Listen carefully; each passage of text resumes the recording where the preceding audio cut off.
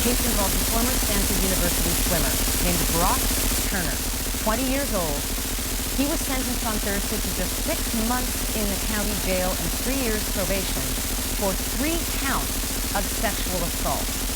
On January 18, 2015, right after midnight, 2 Stanford grad students were biking across campus and spotted a freshman thrusting himself on an unconscious, half-naked woman behind a dumpster at a party.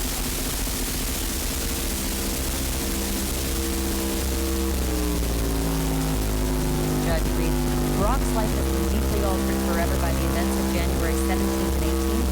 He will never be his happy-go-lucky self with that easygoing personality and welcoming smile. Now he barely consumes any food and eats only to exist. Those verdicts have broken and shattered him and our family in so many ways. His life will never be the one that he dreamed about and worked so hard to achieve. That is a steep price to pay for 20 minutes of action. A steep price to pay for 20 minutes of action. That is a steep price to pay for 20 minutes of action. 20 minutes of action. 20 minutes of action. For 20 minutes of action. Out of his 20-plus years of life.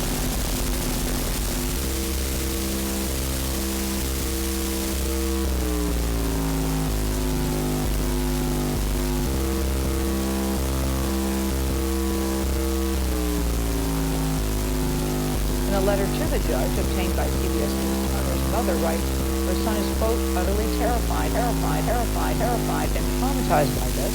He is suffering and will continue to pay for this for his entire lifetime. His life will never be the one that he dreamed about. That is a steep price to pay for 20 minutes of action. 20 minutes of action. 20 minutes of action. For 20 minutes of action.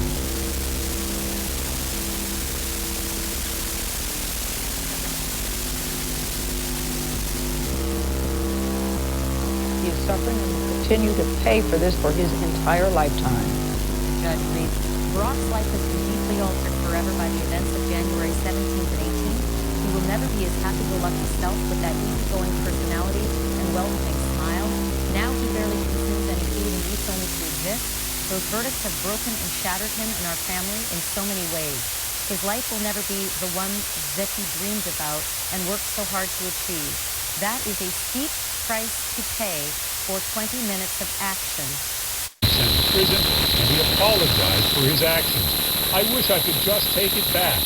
I can't believe I imposed such suffering on the victim, and I'm so sorry. But in the letter obtained by CBS News, Turner fails to take full responsibility, instead blaming the party culture I briefly experienced in my 4 months at school. At Stanford, drinking alcohol, he wrote, became what I expected when spending Saturday with friends. In spite of being found guilty, Turner insists what happened that night was consensual. At no time did it ever occur to me that she was too drunk to know what we were doing. The victim's own letter to the judge condemns Turner's refusal to acknowledge that she was unconscious.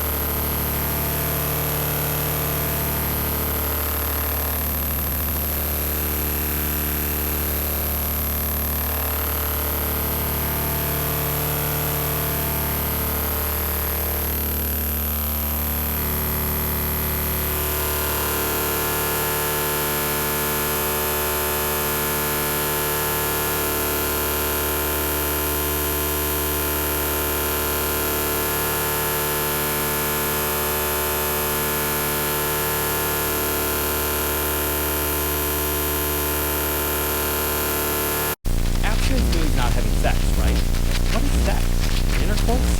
What the heck is outer force? They do the other stuff, just not the thing that can lead to a pregnancy. All that other stuff is what we mean by outer force. Outer force is sex play without the penetration. It's like inner force without the inner kissing, touching, grinding, massage, masturbation, sex talking, all of that can be lumped into what's called outer force. And who was found guilty of sexually assaulting an unconscious woman back in 2015. Turner's attorneys now argue the decision should be overturned, in part because Turner kept his clothes on. ABC Kana Whitworth is in Los Angeles for the story. Good morning, Kana. Yeah, George, good morning. So right now an appeals court is weighing arguments by Turner's legal team who say the fact that Turner says his clothes were on should have led to reasonable doubt for the charges. It's an argument that seemingly made no sense to at least one judge on the panel. A new twist in a high-profile rape case that gripped the nation. Former Stanford swimmer Brock Turner convicted of sexually assaulting an intoxicated woman outside a frat house in 2015. He was found on top of a half-naked, unconscious woman. He served just half of his 6-month sentence.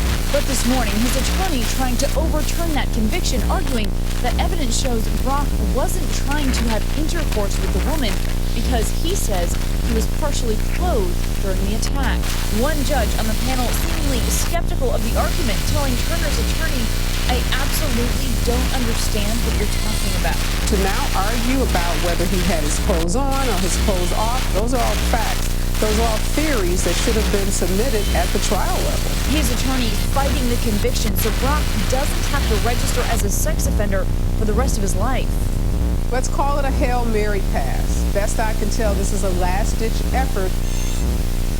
So the terms of his sex offender status require Turner to register in person every few months for the rest of his life. He currently lives with his parents in Ohio. The court has 90 days to make a decision on it.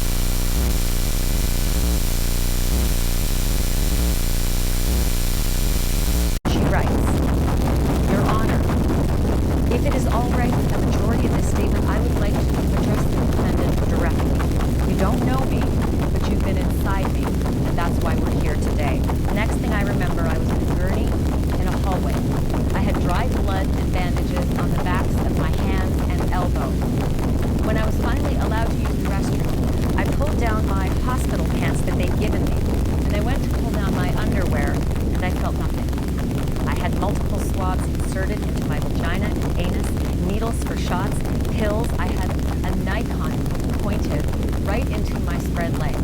I had long pointed beaks inside of me. I didn't know what had been in it, if it had been contaminated, who had touched it. I wanted to take off my body like a jacket and leave it at the hospital with everything else. On that morning, all that I was told was that I had been found behind a dumpster, potentially penetrated by a stranger, and that I should get retested for HIV because results don't always show up immediately. But for now, I should go home and get back to my normal life. I was not ready to tell my boyfriend or my parents that I actually may have been raped behind a dumpster, but that I don't know who or when or how. If I told them, I would see the fear on their faces, and mine would multiply tenfold. So instead, I pretended this whole thing wasn't real. I didn't eat, I didn't sleep, I didn't interact with anyone. After work, I would drive to a secluded place and scream. For 1 week after the incident, I didn't get any calls or updates about that night or what had happened to me. The only symbol that proved that it hadn't just been a bad dream was the sweatshirt from the hospital in my drawer. One day I was at work, scrolling through the news on my phone, and I came across an article. In it, I read and learned for the first time about how I was found unconscious with my hair disheveled, long necklace wrapped around my neck, bra pulled out of my dress pulled off over my shoulders and pulled up above my waist, that I was butt naked all the way down to my boots, legs spread apart, and had been penetrated by a foreign object by someone I did not recognize.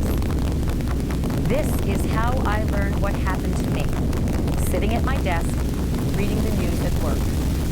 I learned what happened to me the same time everyone else in the world learned what happened to me. I don't even know this person. I still don't know this person. When I read about me like this, I said, this can't be me. I read that according to him, I liked it. I liked it. Again, I do not have words for these feelings. At the bottom of the article, after I learned the details about the graphic details of my own sexual assault, the article listed his swimming times. She was found breathing unresponsive with her underwear 6 inches away from her bare stomach, curled in a fetal position. By the way, he's really good at swimming. The night after it happened, he said he did not know my name. He said he wouldn't be able to identify my face in a lineup. He didn't mention any dialogue between us, no words, only dancing and kissing. When the detective asked if he had planned on taking me back to his dorm, he said no. When the detective asked how we ended up behind a dumpster, he said he didn't know. He admitted to kissing other girls at that party, one of whom was my own sister, who pushed him away. He admitted to wanting to hook up with someone. I was the wounded antelope of the herd, completely alone and vulnerable, physically unable to fend for myself, and he chose me. Sometimes I think, if I hadn't gone, then this never would have happened. But then I realized it would have happened just to somebody else. I thought, there is no way this is going to trial. There were witnesses. There was dirt in my body. There was, he ran, but he was caught. He's going to settle, formally apologize, and we will both move on. Instead, I was told he hired a powerful attorney, expert witnesses, private investigators who were going to try and find details about my personal life to use against me, find loopholes in my story to invalidate me and my sister, in order to show that this sexual assault was in fact a misunderstanding. That he was going to go to any length to convince the world he had simply been confused. I was not only told that I was assaulted, I was told that because I could not remember, technically, I could not prove it was unwanted. I had to fight for an entire year to make it clear that there was something wrong with the situation, that my memory loss would be used against me. His attorney constantly reminded the jury the only one we can believe is Brock, because she doesn't remember. But when I see my younger sister hurting, when she's unable to keep up in school, when she's deprived of joy, when she is not sleeping, when she is crying so hard on the phone that she's barely breathing, telling me over and over how sorry she is for leaving me alone that night. Sorry, sorry, sorry. When she feels more guilt than you, then I do not forgive you.